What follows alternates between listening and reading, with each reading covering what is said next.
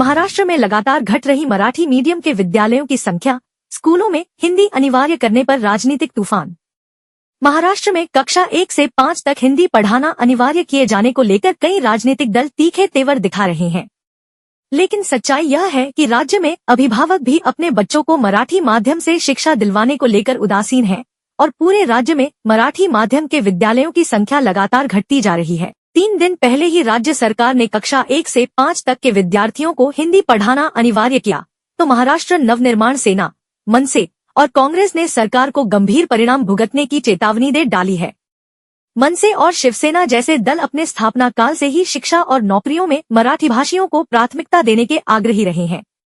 लेकिन मुंबई महानगरपालिका में पिछले करीब 30 वर्षों से शिवसेना का कब्जा होने के बावजूद मुंबई के मनपा संचालित विद्यालयों में भी मराठी माध्यम के विद्यालयों की संख्या लगातार घटी है और हिंदी और अंग्रेजी माध्यम के विद्यालयों की संख्या बढ़ी है। सिर्फ मुंबई महानगर में पिछले 10 वर्षों में बीएमसी संचालित मराठी माध्यम के 106 विद्यालय बंद हो गए हैं। इसके विपरीत हिंदी माध्यम के 30, अंग्रेजी माध्यम के 58, यहाँ तक कि उर्दू माध्यम के भी 5 विद्यालय बढ़े हैं। पिछले 3 वर्षों को छोड़ दिया जाए तो बाकी वर्षों में मराठी की प्रबल पैरोकार रही शिवसेना ही उस बीएमसी पर शासन करती रही है, जो इन विद्यालयों को संचालित करती है।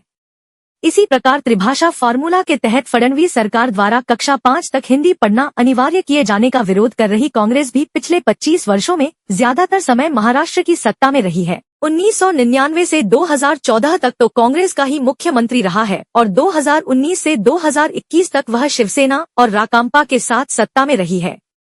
इसके बावजूद मुंबई के बाहर शेष महाराष्ट्र में भी मराठी माध्यम के विद्यालयों को बंद होने से वह रोक नहीं पाई।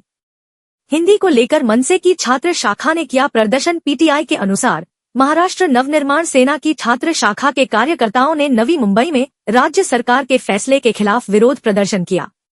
सरकार ने कक्षा 1 से 5 तक के छात्रों के लिए हिंदी को तीसरी भाषा के रूप में अनिवार्य बनाया गया है। सैकड़ों प्रदर्शनकारियों ने वाशी में प्रदर्शन स्थल पर बैनर और तख्तियां लहराईं और सरकारी प्रस्ताव की प्रतियां जलाईं। उन्होंने राज्य प्रशासन के खिलाफ नारे लगाए। वहीं महाराष्ट्र कांग्रेस अध्यक्ष हर्षवर्धन सपकाल ने भाजपा पर हिंदी थोपकर क्षेत्रीय भाषाओं और संस्कृति को खत्म करने की कोशिश करने का आरोप लगाया है।